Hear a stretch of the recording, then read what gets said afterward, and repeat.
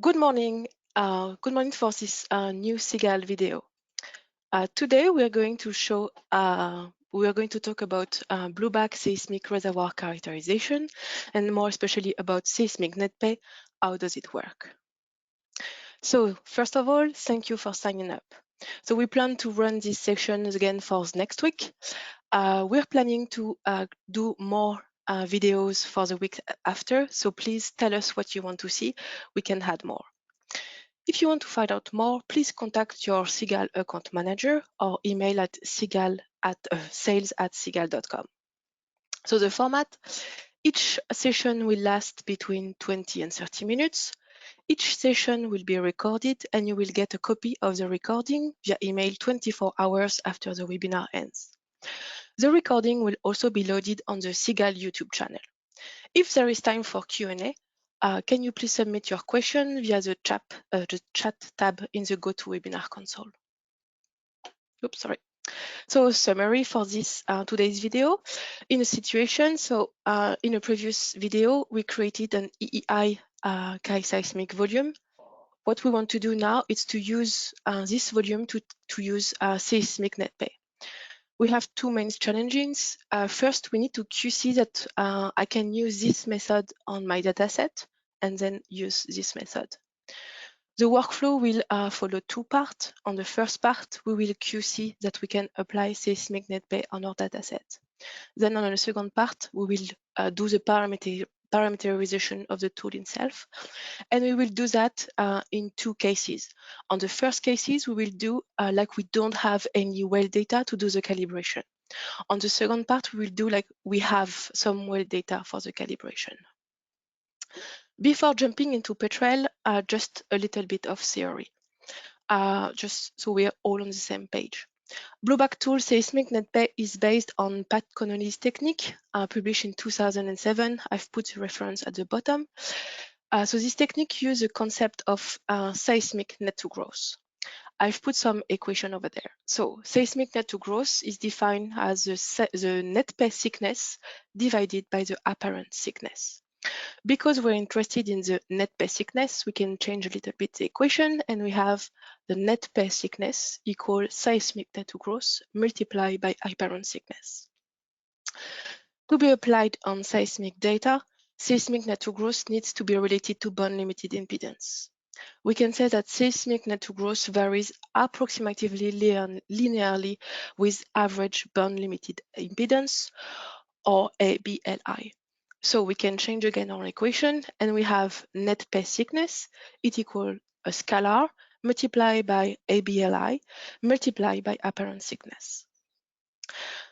The scalar varies with apparent thickness, and it is related to the wavelet implicit in the band limited impedance. So we can say that the scalar is equal to the seismic net to gross divided by ABLI. Another way of thinking of the scalar, it's 1 over scalar, or calibration amplitude. And the calibration amplitude is equal to ABLI divided by seismic net to gross. For seismic net pay, we need to make a simplification, which is the scalar is linear. So this changes our equation so we can define our calibration amplitude as a constant divided by apparent thickness. If we put everything on our net pay thickness equation, we have that our net pay thickness is equal to our ABLI multiplied by the apparent thickness squared divided by the constant. The ABLI and the apparent thickness are measured on a tuning wedge model color inverted. So once we create a tuning wedge model, the only thing that we have to do in seismic net pay is to find the constant. Easy. So it seems like easy, but there is some requirement in seismic net pay to be able to use this method on dataset. So first, there is a bipolar geology in which sand have one impedance and shales another. The sand have a lower impedance than the shale. So this is from the paper, but in the tool, we can flip the seismic to counter that. There is no interference between the reservoir and events above or below. The zero crossing peaks, so when I say zero crossing peaks, it's the peaks that are defining our top and base of the event. So this peak needs to be clear. The calculation of the average band limited impedance is highly sensitive to peaking accuracy. There is a single hydrocarbon phase. The thickness of the reservoir is no greater than half a cycle of the lowest frequency component. So for example, 80 milliseconds if we have a 6 Hertz low cutoff frequency. The relationship between net to gross and band limited impedance is straightforward. So now let's jump into Petrel. So the first step is to QC our data. So this is our data. We have an EEI Chi15 volume that I've created in a previous video. I have a well here, and you can see that I have made, we can see the reservoir over there. So I have sand, shale. So the first requirement was to have a bipolar geology. So we have a bipolar geology, it's okay. The sand have a lower impedance than the shale, so it's okay. I don't have any interference between my reservoir and the events above and below. I'm okay with that as well. Then the next requirement is to have zero crossing peaks. So here you can see that I have defined, I've created in my intersection window, 2 peaks that I've picked on my EEI Chi15 volume. So they need to be on the zero crossing on the volume that you're going to use for Seismic Net Pay. So here it's on an intersection window, and here it's also, oops, sorry. It's also on a 2D, on a 3D window.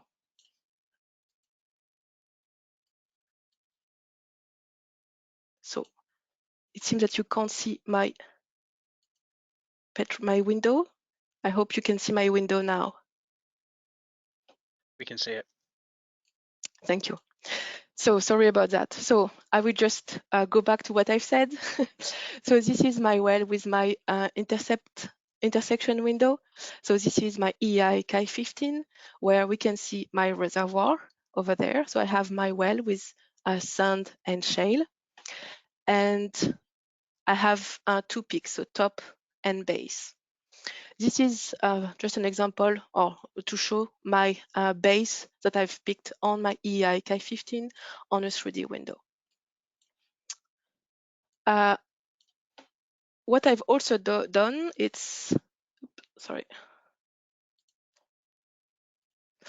for my surfaces. So using these 2 interpretations, I've created 2 surfaces, and I've made the surface only in the area where I'm sure I have these 2, the main event. So I've cut a little bit the edge of my interpretation. The next requirement is to have a single hydrocarbon phase. So this, I'm going to use today an EI Chi15, which is a fluid angle. So it means that we will focus the study on the gas saturated reservoir. So it means that my result will be the pay above the contact, because here I'm not imaging my sand below contact. The next requirement is the thickness of the reservoir is no greater than half a cycle of the lowest frequency component. So first I need to understand my frequency component. So what I can use, I have Blueback seismic reservoir characterization, and in here I have a tool called average seismic spectrum. When you open the tool, you have the possibility to select a seismic. So here it's an EEI, my EEI Chi15. For the stress selection, you can refine a little bit your selection. So I've used a top and a base, and for both I've used the same surface, which is my reservoir plus and minus 500 milliseconds. So I have 1 second of data. I've also used 100 random traces. So here I have now my spectrum displayed in decibel. So I can now measure my low cut frequency, which is around 6. So it means that my reservoir must be no greater than 80 milliseconds. So if I go put this on the side, I've just used a calculator and calculated the reservoir thickness. So here it's the reservoir thickness. You can see here on the histogram that I don't know if you can see it, but this is 80 milliseconds. So all the reservoir is below 80 milliseconds. So I can use Seismic Net Pay. So now I can go into Seismic Net Pay. So for this, for the first case, so as I said, I'm going to use two cases. So the first case is, I would say I will not have a well data. So I will not have well data to calibrate my Seismic Net Pay. So the first step is I'm going to show you the tool. So first I have on the left-hand side, the different steps in the workflow. So tuning wedge, calibration, depth conversion, and output. On the right-hand side, I have different plots. First, the tuning wedge plot, and then the calibration plot. So the first step is to create the tuning wedge. So for the tuning wedge, you can create it using a recur, you can convolve using a wavelet, or you can use a filter. Here I'm going to use the corner point of the operator that I've used in color inversion operator design. So here it's 3, 6, 65, and 80. Once you click update plot, you will have your tuning wedge created. So on the right-hand side, you have the tuning wedge displayed for 100 traces. At the bottom, you have the plot with the ABLI. So I just put my legend. So in black, I have my average band limited impedance, ABLI, in red, my apparent thickness. So these are the two parameters that I need for my Seismic Net Pay equation and that are given by my tuned wedge. So the next step is to go to calibration. And in calibration, it's where we're going to define the parameter constant in the equation. So first, you need to select some input. So you can work either with seismic or a surface with an attribute band limited impedance. Here I'm using seismic. So I need to select my impedance volume, EEI Chi15. Here it's the flip button if you have, because the sound needs to have an impedance lower than the shell. If your volume is not like that, you can flip it. And here I'm just using my two surfaces, top and base reservoir, that I've picked again on my EEI Chi15.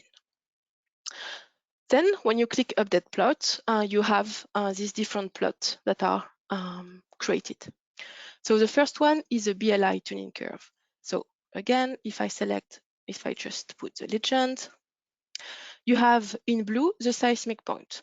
So these are the average band limited impedance for each traces calculated between my top and my base.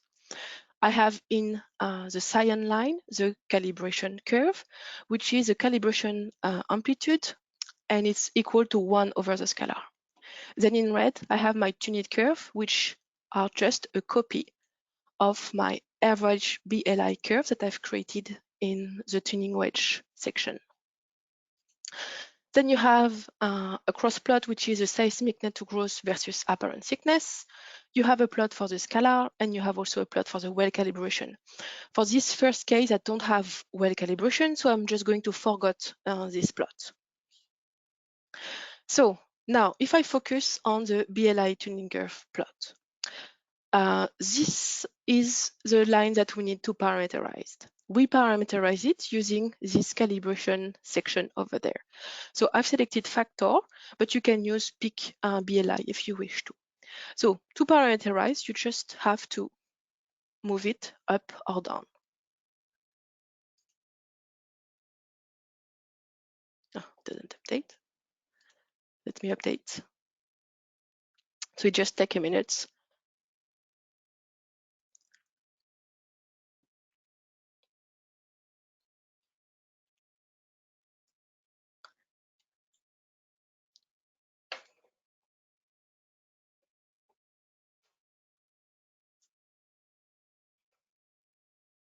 So here I have again my points, and they're way below my tuning curve.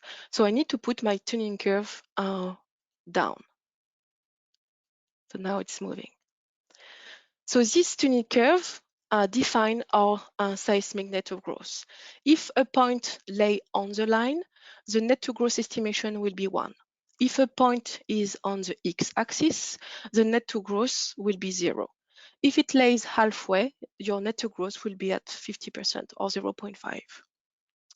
So in theory, you should not have points above the line, but you will always have, because the peaks, even if you are there almost as perfect, you will always have some slight error. So here, when you don't have well calibration, you need to parameterize or calibrate your tuning curve to envelop as much point as possible. So here, I'm going to do it like that. I still have some points above because I know I may have made some mistakes. So for example, over there, I might have some issue here, but it's okay. I'm happy with that. So the calibration when I don't have well data is done. So the next step is to do the depth conversion. This will allow us to have some points, the result in depth. So for the depth conversion, you can use a velocity volume, a velocity map, or pay velocity. You can either type the pay and non-pay, or you can use this plot. For this plot, you need to select a well or multiple wells, a velocity, a log to define your pay. So here I'm just selecting V-shale, fascias, and a top and a base. So if you click on fit now, you have the V-shell versus the velocity. It's colored by fascias. So in orange, I have my sand, and in dark gray, I have my shell. So the tool has fitted my pay and non-pay at these values. If I'm not happy, I can just go here and type, and this will update the plot over there. And then you just have to go to output and you select the different output you wish to get. So here I've put a suffix using no well data. You just click apply and the tool will create a new folder. Let me close everything. Called Seismic Net Pay results, and you have a new surface called Seismic Net Pay no well data. If you open this surface, you will have all these attributes with apparent thickness, time, depth, and so on. So if we can have a look at some results. So here I've just displayed on the left-hand side my net pay in time. Just to be aware, because I have made the calibration without well data, I don't have a trust point. So for the net pay in time, you should not take the values, the numbers, you should not trust the numbers, but only the variation within the area. On the right-hand side, I've also put the seismic net growth. And again, just because you don't have a calibration, just look at the variation within the results. So this was the first part where I did my calibration without a well data. But I'm lucky, for this dataset, I have one well. So I'm just going to go back to the tool. And we can redo the process, but using a well data. So the first step are the same. I have the same tuning wedge, so there is no change. The change will be in the calibration plot. So now we have at the bottom a well tab. So here I can select my well. And for this well, I need to find the pay. So I can either type the pay if I know the value, or I can also use the find pay option. So this opens a small window. Here I select my top, my base, my log that I wish to use for the cutoff for my pay and non-pay, and my pay cutoffs. So for example, 30%. If I click OK, I have now my net over there. And if I update my plots,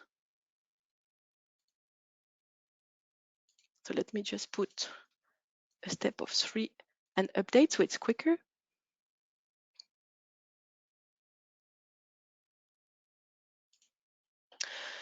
So now on the top, I have the same plot with my seismic points, and I have now my well data. So you can see I have two types of well data. I have the real well, which is a large circle and small circle for well A. This is because I'm using neighboring traces. So the seismic net pay at each well is calculated using the trace nearest to where the well intersects the top reservoir surface. This control here, neighboring traces, allows neighboring traces also to be plotted. It allows you to give a feel for the error the well position might introduce. Selecting a value of 1 will use 8 nearest neighbors, a value of 2, 24 neighbors, and so on. So here I have 4, but I can use only 2 if I wish to. So this gives you the errors that you can have. So now on the well calibration, you can see that I have my well value. So I have my well here with all the with all the neighbors. So here the predicted net pay says that I'm predicting 60 meters of pay, while my well gives me around 80. So I'm underestimated my seismic net pay. So now I can just change my calibration to have something closer to what I think is better. So something like that. Another source of error, apart from the neighboring traces, it's also the pay values.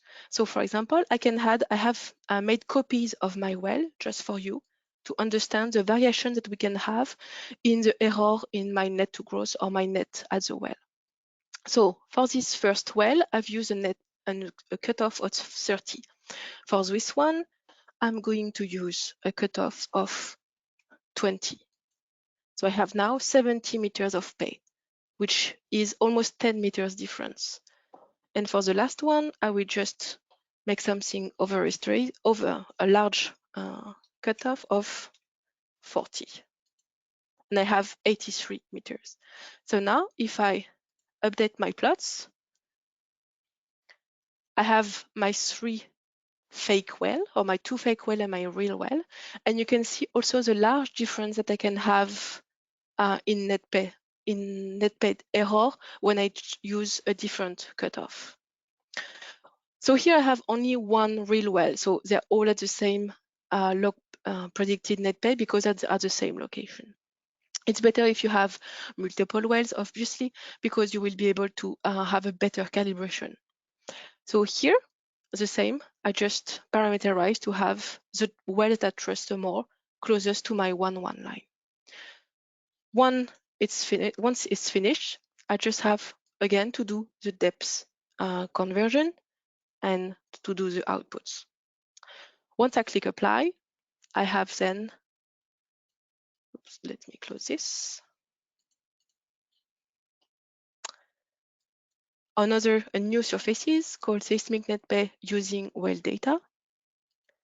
And now, because I have parameterized using well data, I can trust the results, the numbers more. So on the left-hand side, I have the net pay in time, so here, and it goes between 0 and 50 milliseconds. You have also the net pay in depth. So here it's between 0 and 80, so here. And the seismic net growth, just here as an example, it's in depth, but you can have also it in time. So if we go back, this is the end of seismic net pay. I'd like to focus on, to conclude, I have to focus on the possible error. So seismic net pay is extremely sensitive to inputs and their error. So the first is with the impedance volume. The creation of impedance volume. You need to understand what does it represent. So we talked about it during the previous video called EI kind analysis and projection. In today's example, I've used the EEI Chi 15, which is a fluid angle. So the results that I've created are only highlighting the pay above the contact. The surfaces, top and base peaks must be clear. The tool compares the modeled ABLI to the real dataset, so the surfaces must be as perfect as possible. For the calibration, if you don't have a well in the area of interest, keep in mind to not take the numerical results, but only the variation in netto growth. If you're lucky enough to have well or wells, first, just be careful that you might have a possible error in well misposition that can lead to large seismic net pay variation. So I always recommend to display numbering traces. Then again, as we've seen, you can have error with pay cutoff. So always try different cutoff or pay values to see the influence of the scalar. So this is the end of this video. Thank you for watching. We love your feedback, so please let us know how we did it. And if you have any idea for the next series of video, let us know what you want to see. If you have any question, please do not hesitate to send an email to support.geo@sidcal.com.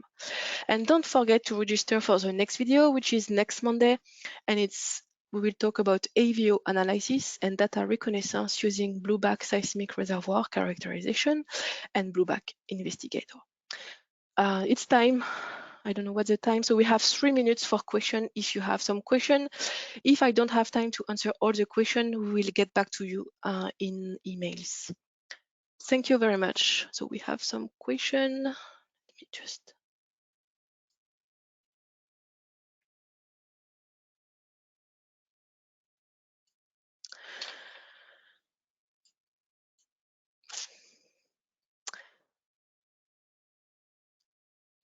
Yes, sorry, there is a lot of question about the fact that you couldn't see petrel at the first. Sorry about that.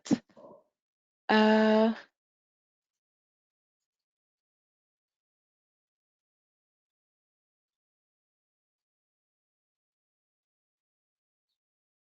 there is a question about the previous video. So the previous video is available on our YouTube channel. So you can have a look on the YouTube channel.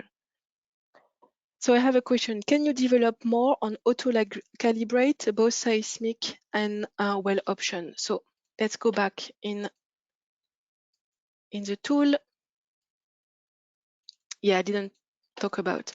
So here for seismic, we have a button called auto calibrate. So the tool, if I click here, I will not click because it takes just some second to run. It will try to auto calibrate the maximum of seismic points to envelop the most points. It's a good way to have a starting point. I always try to, so I usually use auto calibrate and then I change my factor a little bit, especially if I have well. For the well, I need to get back to you because I don't remember. So it's almost time. So I have some question, but I will get back to you in email. Thank you very much for watching. Sorry again for the little problem with the Petrel windows. So I hope to see you next week. Bye-bye.